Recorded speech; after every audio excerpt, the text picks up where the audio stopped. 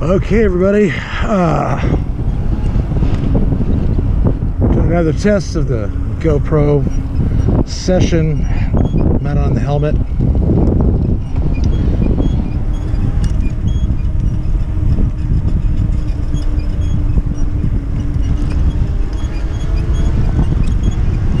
This route is my recreational route.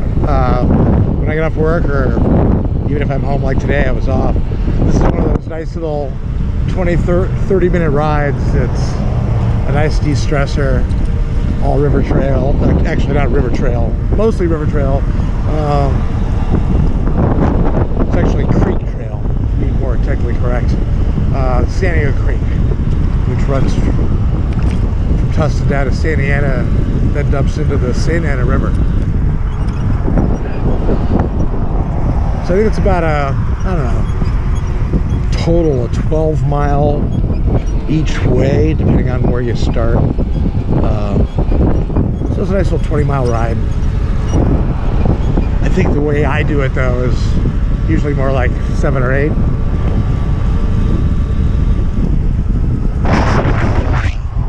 That's a water reservoir, catch basin.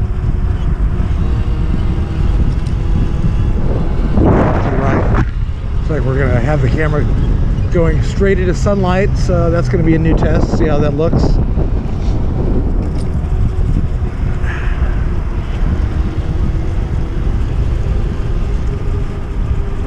Yeah, this trail isn't used that heavily, you know, compared to some of the other trails I ride in Irvine and, you know, Santa Ana River Trail, etc., etc. Depends on the time of day, time of week, everything else, but it's nice. I have a section coming up here that's a little bit of washboard, but you know, that's part of the deal.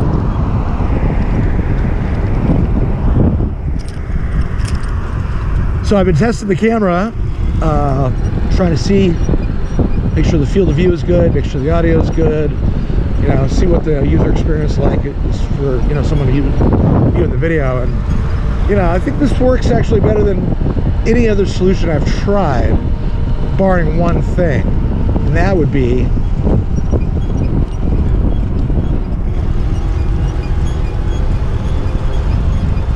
when I look left and right. You know, like right now I'm on the trail. I don't need to look left and right all day long, you know, checking my rear view or whatever, you know. But when I'm riding on the streets, I quite often have to do that, and it's really distracting on camera. So trying to avoid that while I'm recording on the trail, see if that makes for a more enjoyable viewing experience. It's a truly glorious day in Southern California. The weather's just absolutely beautiful. It's about 5 o'clock. You know, I think we're in the low 70s. Fresh air, just gorgeous. Absolutely beautiful. So that creaking that you're hearing, you know, there's going to be a big giveaway here, but when I pedal, and this is just recently after about 2 years, I've started getting a little creak in the BBSHD.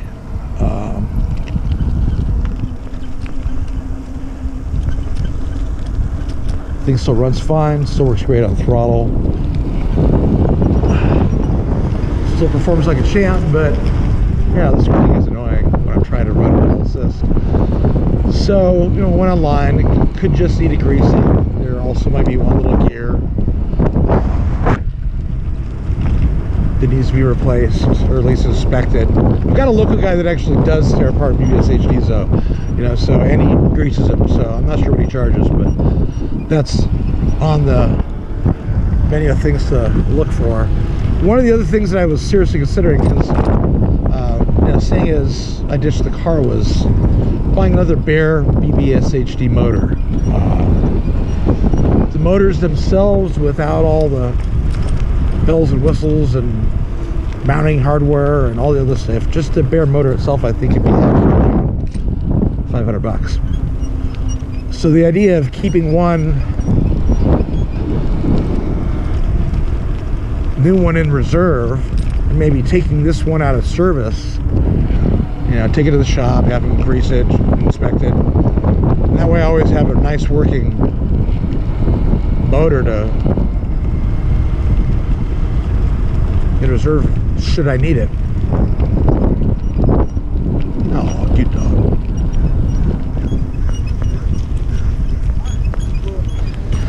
So that kind of goes along with my philosophy of have a backup of just about everything, at least everything that's mission critical, you know. If you're commuting, you know, if you're just ready for pleasure on the weekends, having some fun, you know, life's not going to stop if you get a flat, you know. If you need to change your brake pads, you know, whatever. There's all tons of things that can go wrong. You know, you have a problem with your electric linkage or something like that. You know, I've been riding this thing long enough to know that, you know, I want to have extra tires. Oh God, there's all kind of glass here. I want to have extra tires on hand. Want to have extra brake pads. Probably have, I don't know if you necessarily need rotors in reserve. Change those so infrequently. You know, obviously tubes.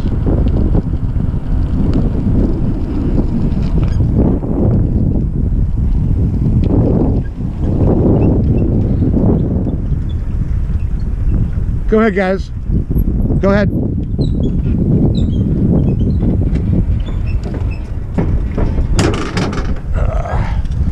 Try to be courteous on the trail, all right? So yeah, it's a good idea to have reserves of just about everything. Yeah, I got a family enjoying their stroll, it looks like. I don't know.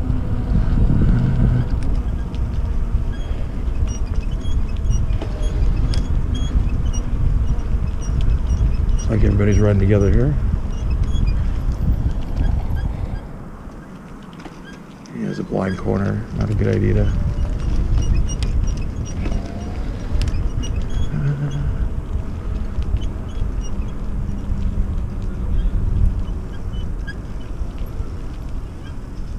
I'll wait until we get down.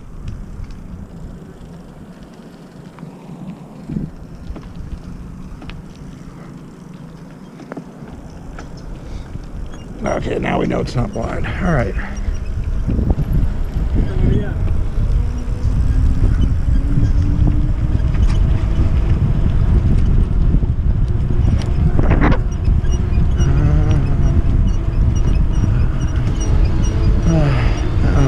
That's cool. Father riding with his kid. That's neat. Start him young.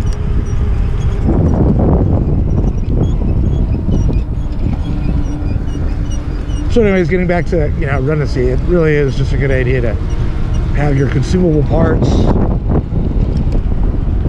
have spares in reserve if you're commuting. You know, if you live and die by having your bike ready. You know, the other alternative, which I've also considered because I have my regular bike, is getting a lighter motor, a TDSZD or something like it. It's actually a bolt-on just like the BBSHD motor, but it actually has torque assist. And I have a Giant Escape Hybrid, which I think would be a perfect candidate for that motor. So I thought about doing that as well. Since I built this bike, I've barely ridden my actual proper bike. Probably good to get out on a pedal assist, get a little bit more of a workout. Part of the whole idea was losing weight. That really has not happened with the bike, although, you know, I do get a lot of active calories and stuff. So here's part of the creek. Fortunately, I have a few shitty folks living in the area occasionally. The local cops tend to weed them out relatively quick, though. But up here we have a nice bike park. Quite often I get chased by the dogs along the way. It's actually kind of fun.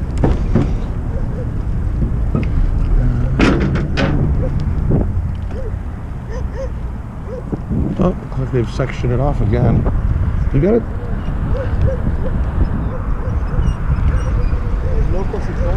It's interesting. They've got all these different zones for different sized dogs, I guess.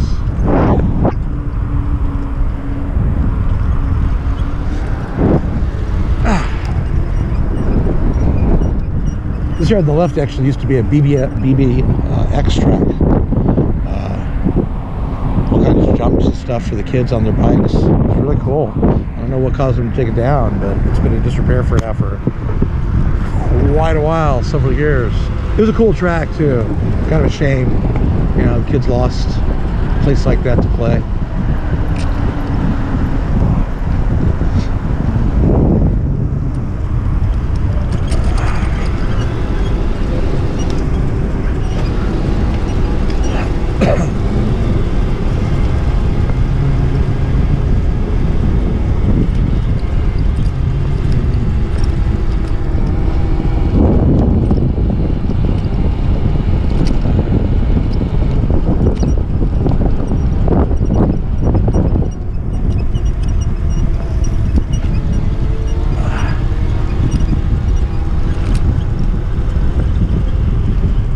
Yeah, so I've had the bike a couple years now, a little over 2, and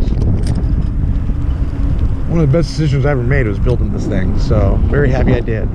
Definitely was more of a money pit than I expected it to be, but I've upgraded every single part that I wanted to and pretty much got top of the line stuff on it. Partly out of necessity, part of it just out of, you know, upgrade-itis. I want the best biking experience I could have. And the bike is, you know, as far as I'm concerned, in its final form. There's nothing else on the list of things I need to upgrade.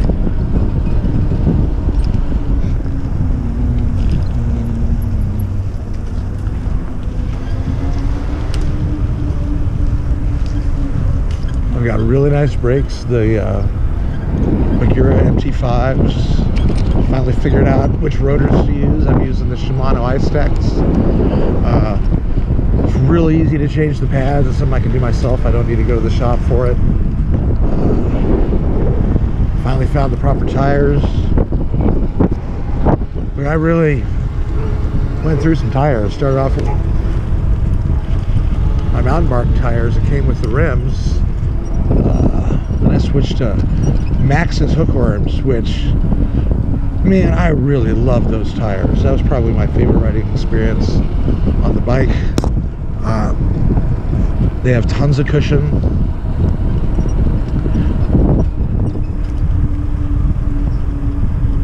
And they have tons of grip. So, you know, you could just curve and haul ass around some of these corners and just dig in and lean the bike over, and it was fun riding. You know, the extra air in the tires gave you extra suspension. They were like 2.5-inch balloon style tires. You know, I truly loved them. I wish I could still run them, but the problem is they're just super fragile. I was just getting flats left and right, you know, and they're not the easiest tire to mount either, but, you know, I figured that part out. But yeah, I think the final straw for me was I didn't have a tube, so I went, instead of waiting, I took my bike down to the local shop and had them change the tire for me. You know, I'm lucky I have a really good local shop and good service guys. They don't overcharge me. They're cool with me having a bike. But anyways, I'll talk about that later. So, you know, spent the 10, 20 bucks, you know, $10 service, 10 for the tube and whatever, and had them fix it. And then went out on a ride the very next day and had a pretty catastrophic flat. It was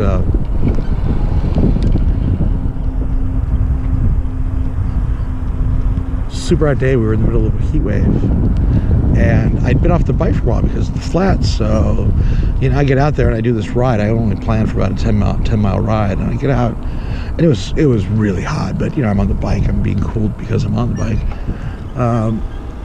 And I got on the road home, and I was just having so much fun because I was on the bike and I missed it and everything else. I decided to extend my ride.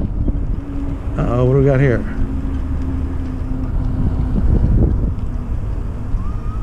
Really? Huh. Interesting.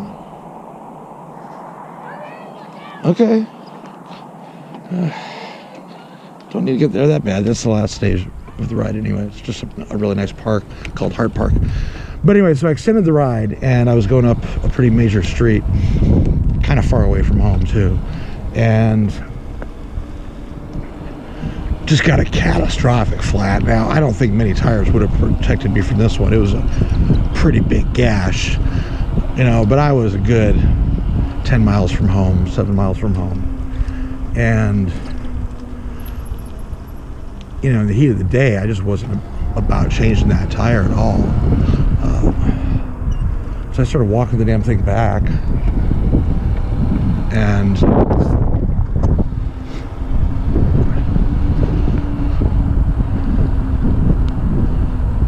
the heat just started really getting to me. You know, I think it was like 102 or something like that. So I get, I don't know, about halfway home.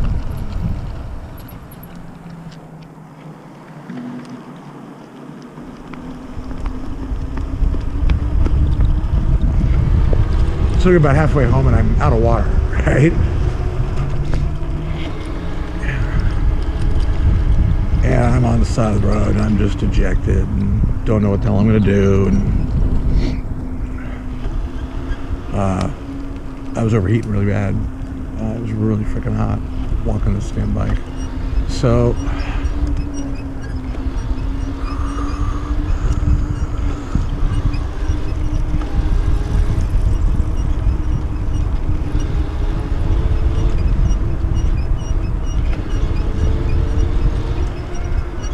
this really nice woman driving by in a big old Suburban gave me a ride home, saved my butt, you know.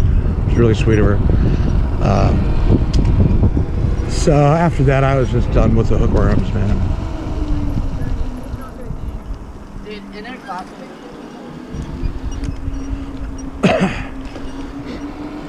Don't ride three abreast, guys.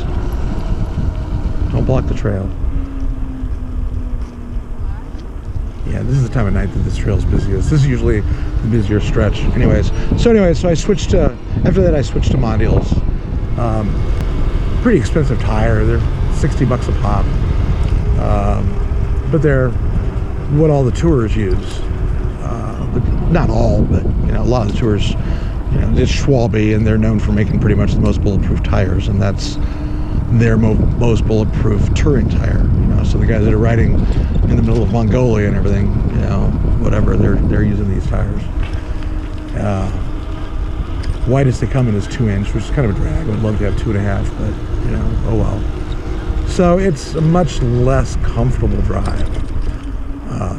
Don't have as much cushion, have way less grip than the hookworms. But I've only had one flat, and that wasn't the tire's fault. It was the tube's fault. The core became recessed and blew out while I was trying to air it up. And I've put some miles on these things too. I think I'm at least 6-8 months onto them, and they're running like a champ.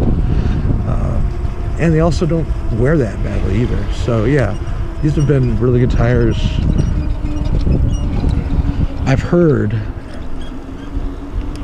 that the mountain bike version of these are also really great, and actually even more durable. But mountain bike tires on pavement, though, you know, really make a racket. They're really loud. You know, these at least are not loud.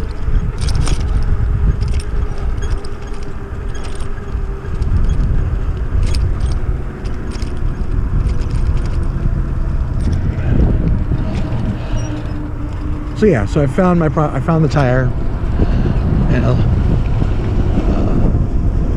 found the lights, found the helmet, found the gear, you know, weather gear and everything else, and balaclava and gloves. And I even have a motorcycle jacket that I wear during the cooler months. It has armor on it. People look at me real funny when I wear that thing. I'm wearing motorcycle helmet on a bike with a full face helmet and a camera on it. You know, it's like, who the hell is this guy? But, you know, protect yourself, right? Be safe.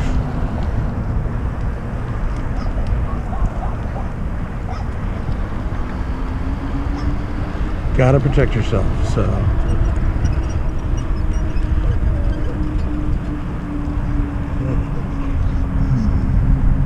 Boys here.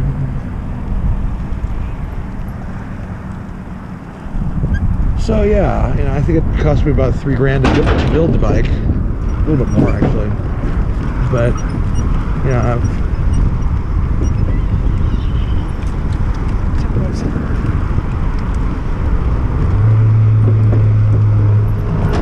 well, at least another 1,000 or 2,000, probably 2,000. You know, buying the right bags and panniers, and I got a bag for the front, all the different lights. I bought a really nice expensive helmet. Yeah, I pretty much bought all the good stuff, right? And made some mistakes along the way and had to rebuy stuff, you know, as well. But pretty much have it all now. Yeah, so that's what I'm saying. You only have to really buy the stuff once if you buy it right. So I'm pretty happy with where the bike is at, with where my gear setup is at. So overall, it's performing really well. The latest edition has been had a really high-end suspension seat post. I have been using a Thudbuster, and good product. You know, I think not really designed for people my, you know, as heavy as I am. And it definitely does what it says it's going to do, but what I found was the elastomer system that it had just wasn't stable enough. I'd get it dialed in, and a few months later it would be messed up. And I'd have to go redoing it all, and I had all these different elastomers of different, you know, use this elastomer with this elastomer, and I just finally got frustrated and decided to upgrade to the Connect, and yeah, really happy I did. It was expensive. The version I got for the bigger guys was like $275, $280, something like that. But it's really nice. It's got really good adjustability. It's really easy to dial it in just right. Takes a few rides, but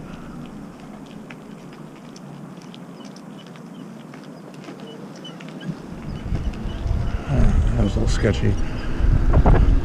But yeah, so that was the latest edition, and you know, it really is nice. I started to overdo it, you know, and make it too springy, and you know, so I was bouncing up and down a little bit, and finally tightened it down to where I'm not really bouncing up and down. I'm just kind of stable, which is kind of the whole point, and it works really well.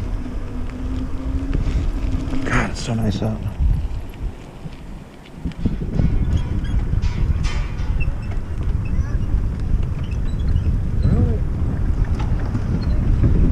Park out there that I ride to quite a bit, but I don't think I'm going to tonight.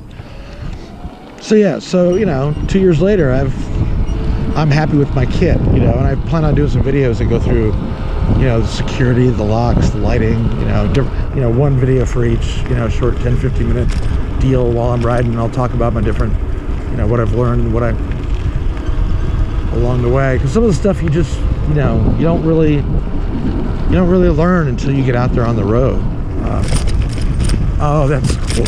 People have spray painted the bumps. That's nice. I like that. Good looking out, guys, because those ones are actually pretty bad.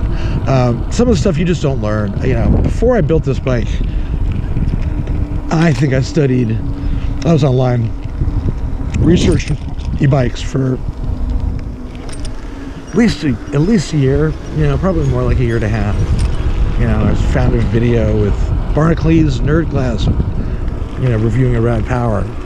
You know, I'm like, oh, he's a big guy, if he can do it. You know, so I started looking into it and thought about a pre-built, and then I heard about the BBSHD from Luna, and went really far down the rabbit hole. And I mean, I spent, you know, an hour every night, just, you know, it was kind of like my new thing, researching all this stuff, and got to know what was up. You know, I knew what all the motors were, knew what all the technologies were, knew what all the bikes were, and knew which way I wanted to go, knew I wanted to get a still frame bike, decided on a certainly frame, knew I wanted the BBSHD, you know.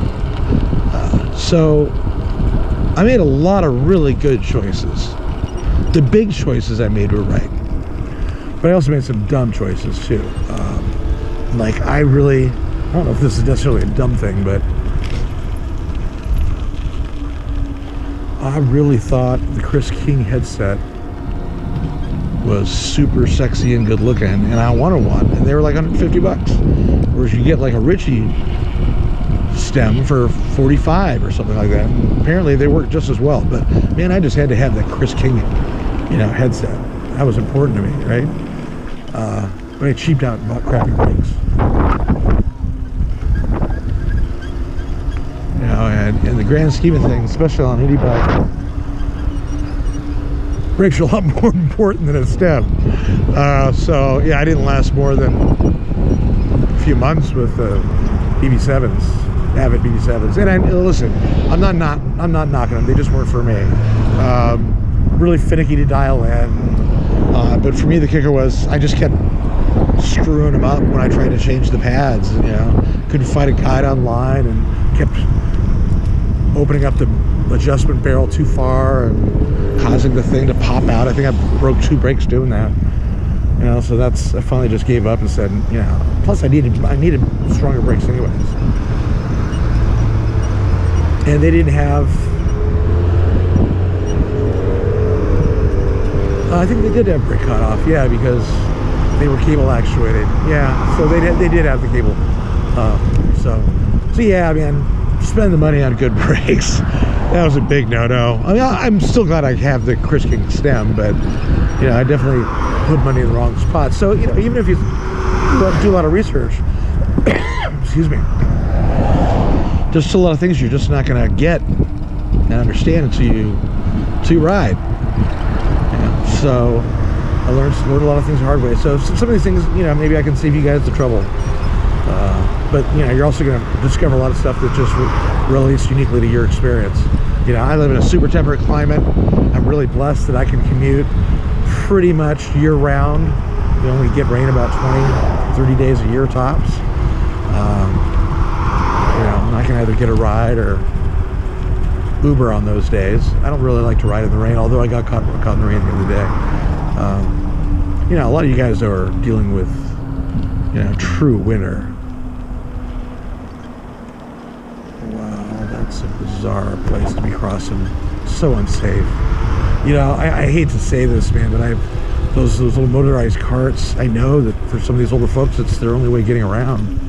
And man, I've seen them in the middle of busy streets off to the right trying to, and it's just so unsafe, man. They put themselves in these really unsafe situations. You know, I mean, I get it, man. You get on the road, you feel like you have no choice, you got to get there, but man, I just hate for someone to plow into someone on one of those bikes. Anyways, we're off on a tangent. Sorry about that. So yeah, I've learned a lot. Want to do a few videos. I don't plan on, you know, becoming some big old vlogger, e-bike vlogger or something like that. I just want to share a little bit about what I've learned. I think I could probably do that in 10, 12 videos or something and call it a day. So, all right, guys. So I'm just about home now. I'm gonna go ahead and turn this baby off.